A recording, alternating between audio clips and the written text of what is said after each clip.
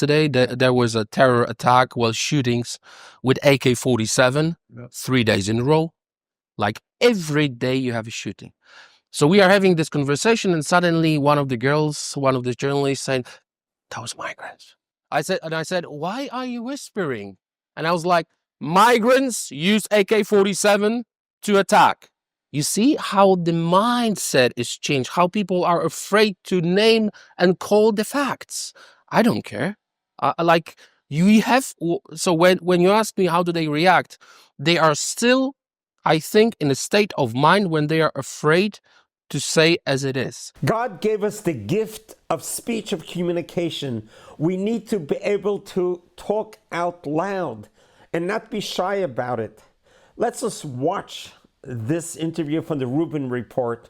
I think you'll be shocked to see what he is reporting. Member of European Parliament, Dominic Tarczynski. There you go. You must be Polish. There must be a drop of Polish blood in you. I got Tarczynski right, Tarczynski. but I screwed up Dominic. That was weird. But it's much easier when they say Mr. Zero. Yeah? Because of this interview in 2018. And that's quite famous, and it helped me because, Tarczynski, who knows who Tarczynski is? How to pronounce it? Dominic is much easier. Dominic is easier, but I will see how many more times I can say Tarczynski correctly. Yeah. But we only have about 15 minutes. We are here at ARC. You are from Poland. It seems to me that Poland is one of the few countries in Europe that is doing things right at the moment. You guys used to be the brunt of an awful lot of jokes. Well, and yet you're doing Polish something jokes, right. Not anymore. Nobody's laughing anymore. Not anymore, because Poland is the only country with no terrorist attack. Like zero illegal migration equals zero terrorist attacks. What about Hungary? Hungary, they are doing good. Close, yes, right? They are doing very good. But when you compare all the data, like unemployment, because everyone is asking, why you say Poland is so special? So official data from Eurostat, the lowest unemployment in European Union, Poland. Numbers of terrorist attacks, zero. Highest GBT after COVID, Poland. So when you look at the data and what is happening, you can tell we are leader now in Europe. So Hungary is doing good. Our government, unfortunately, for sometimes is liberal, but because of our conservative government for 8 years, past 8 years, we set a very strict regulations on migration. That was the most important thing for our government. And this is beautiful zero. I'm going to repeat it because nobody believes that Poland took zero illegal migrants. Like when they tried to cross Belarusian-Polish border, they managed to kill one of our soldiers with the spear, illegals. They managed to kill him. Straight after that, our parliament passed a law that we can use live bullets, and you will be killed if you will try to cross illegally border and harm one of our servicemen. You will be dead, shot dead. So if someone is asking me why I think Poland is so special, it's not about thinking, it's not my opinion, it's about data. If you do not want illegal migration, you have to be very radical. So when they call me far right, I love it. Yes, I am far radical right, thank God. Yeah. Well, we've played a couple of videos of speeches that you've given where they're referring to you as far right. I love it. Usually I come back and it made sense to me. There is no bigger compliment when communists call you a far right. That was my grandfather history. That was my father history. That is my history, and my future children will be far right. I hope. That's their choice, obviously, but I do hope. Boy, times are changing. You never know. But I think we should stop feel ashamed when we are called far right. How far is your love to your family? It's far. Endless. It's far. It's endless. So when we are called far right, yes, I am far right because righteousness, conservatism is the value I believe in. So when they call me that I'm very far into what I believe, I'm proud of myself. So how is it, you mentioned 8 years of conservative governance, Right. but how is it that Poland did not fall into the trap that so much of Europe fell into over the last 2 decades? That's because of our personal experience as a country. Poland is between Russia and Germany. Because of our position on the map, Throughout the ages, we suffered a lot. Partitions, 17th, 18th century. Poland was not on the map for 123 years because of Russia and Germany, because of partitions. Then we had World War II. Germany attacked Poland on 1st of September. 16 days later, Russia attacked from the east. So Poland was attacked again when the World War II started. After World War II, Poland was under Soviet occupation. So we suffered 70 years of communism, which means that we know what it means to lose your sovereignty and freedom. Yeah. We know, and we feel much better than others. When you spend 123 years without being on the map as a nation and you survive, not only that, you're building yourself, then you suffer communism for 70 years. You cherish and love your freedom. You know what the freedom is. It's not just a word. It's something much deeper in you, in your family, in your personal experience. So why? Because of this experience, we knew what it means to let aliens in. We had aliens in the past. Different form, different shape, different reason. But we know when aliens took over. We do not want anyone to take over our country. They will not take it by the tanks. They will not take it by machine guns. They will not take it by ideology. We would never let leftism take over our country. What they did to America was a rape on your society, on your brains. We're getting out of it now, fortunately. Now, yes, thank God. And I'm serious. Thanks to God Almighty, Trump won. I do believe that. The fact that he survived the assassination was absolutely a miracle to me as a believer, as a Christian. So, but what you went through was absolutely horrible, and you will pay consequences, unfortunately, for some time, because you cannot get rid of this ideology and what they have done to the generation of youth, especially teenagers. It will harm you for some time. It will not happen in Poland because we never let any leftists to take over because we cherish our family values, which means family and the country. So when you say that the liberals are in power now, are you concerned that they could usher in some of Yes, this? Yes, obviously. But when you build a wall, physical wall, to destroy this wall, it's going to take some time. They are not able to do it. We have presidential election this year in May. I do believe we're going to win this one. We actually won the last elections as well, but they were able to create the coalition. Yeah. So we are having the election in Poland now. Presidential, we're going to win. We're going to go back to normal day in the office like every day for the past 8 years. It is very important that Mr. Trump won. He gave us a fresh breath, and again, far right conservatives are full of hope. We have people from around Europe in here, and everyone is like, thank God this man won. Yeah. He showed us the way. He's an inspiration, and he showed us that we can win. Even when you have CNN against you, all the mainstream media against you, Soros against you, and most powerful people in the world against you, you can win.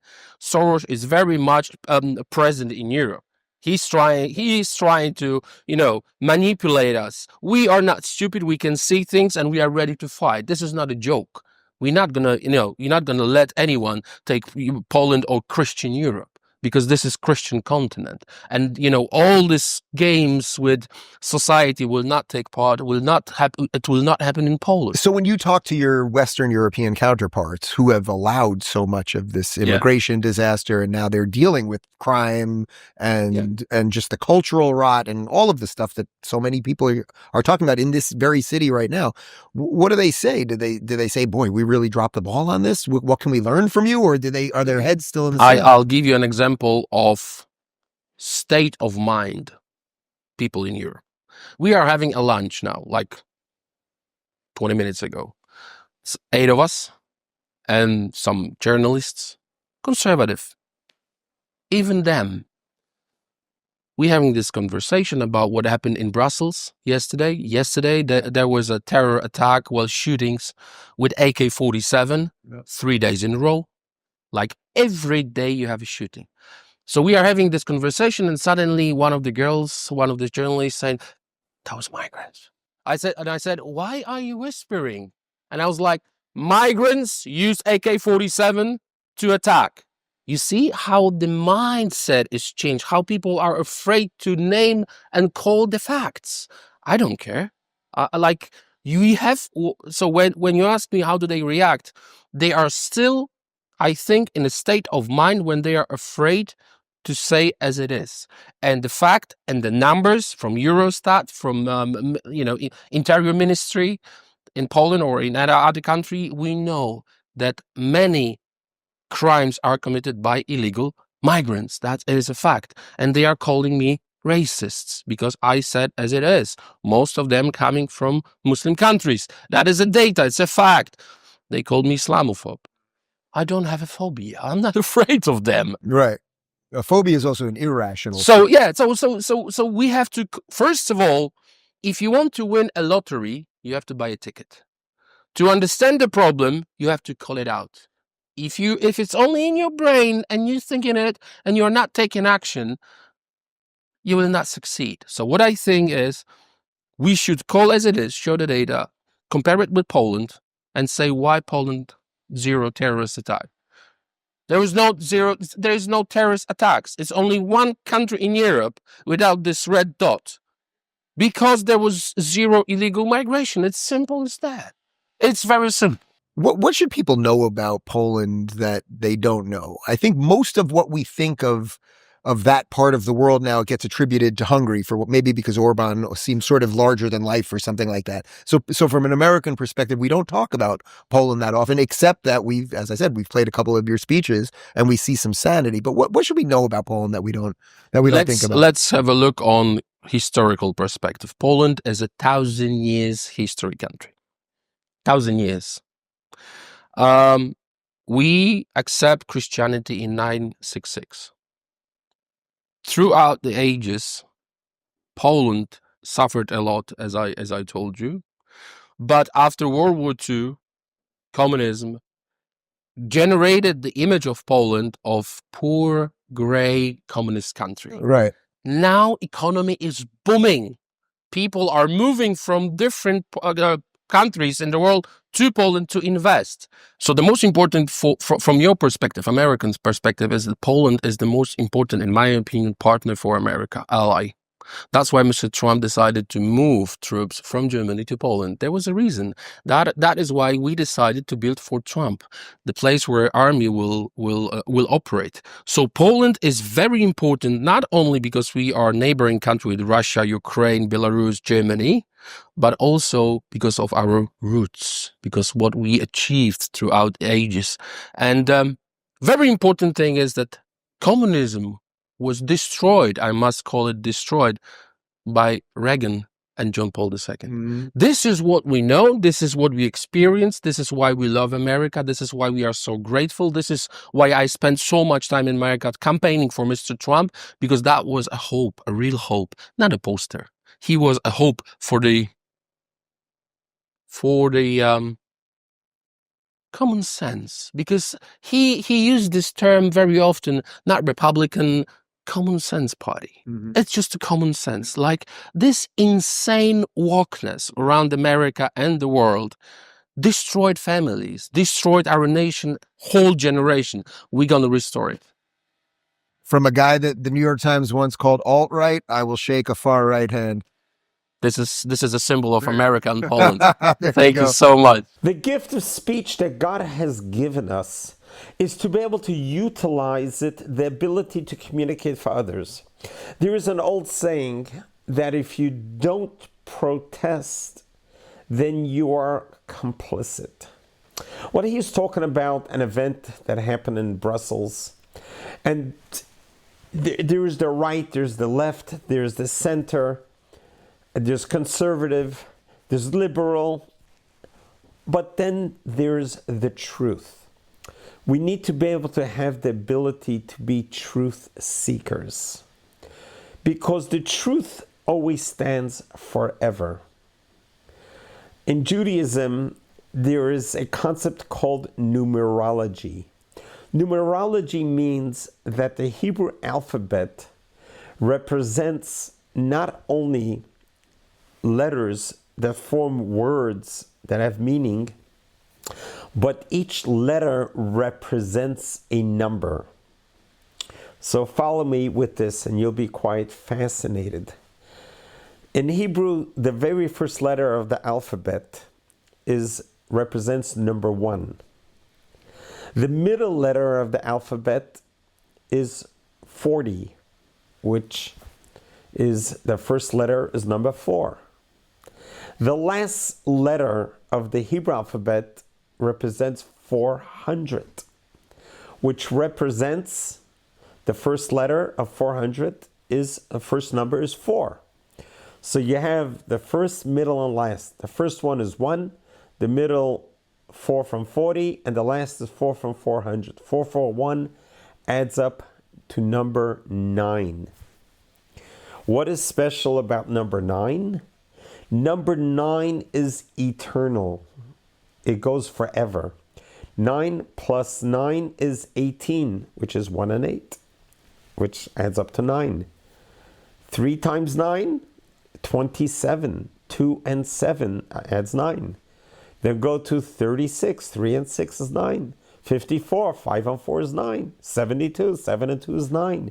However you multiply 9 will always be 9. It's fascinating. The eternal number 9, the secret of number 9. In Hebrew, what does 9 represent? As I mentioned, the first, middle, and last letter of the Hebrew alphabet. That represents the Hebrew word emet. The first letter is aleph, middle is mem, and last is taf, which means emet. Emet in Hebrew means the truth. The truth is always eternal, lasts forever. The truth doesn't go away. Falsehoods goes away. Falsehoods, as is an old expression in the mystics, they say, false has no legs to stand on. They're not going to last. They may last for a while, and a lot of people shout out untruths very loud, but it doesn't last forever. At the onset, people think the louder a person shouts a lie, the more truth it sounds, but it will not last. Truth lasts forever. So what you have just seen is a representation that you can understand how it's important to be outspoken. Even the conservatives are not necessarily brave enough to be outspoken as they are. So each one of us with the gift that God has given us has the ability to be able to be outspoken and to be able to be an activist, and don't be shy. And even if your personality is a little more of an introvert, you could still type, you could still write. There's nothing that holds you back from talking the truth and seeking the truth. God bless you. God loves you.